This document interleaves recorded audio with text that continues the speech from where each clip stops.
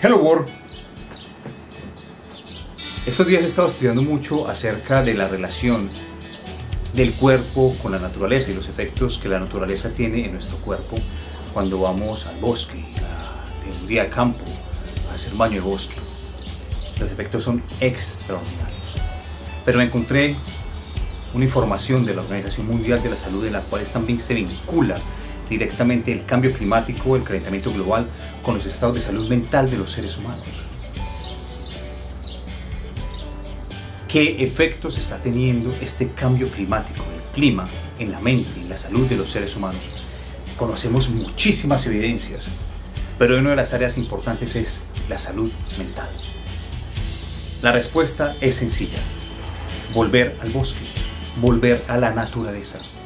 Cuando vamos a la naturaleza experimentamos estados de bienestar, de reducción del estrés, de la ansiedad, se reduce la presión sanguínea si estamos un poco alterados. Nos pasan cosas extraordinarias a nivel físico, se nos expande el sistema nervioso, experimentamos mucha paz, mucho bienestar. Inhalamos terpenos, aromas del bosque, sentimos esa vibración del bosque y cosas extraordinarias nos pasan.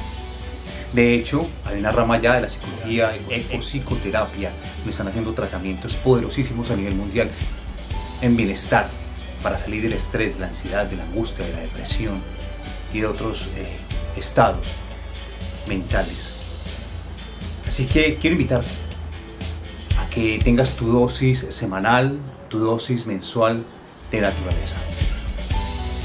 Ahí está la respuesta para muchas de nuestras situaciones personales.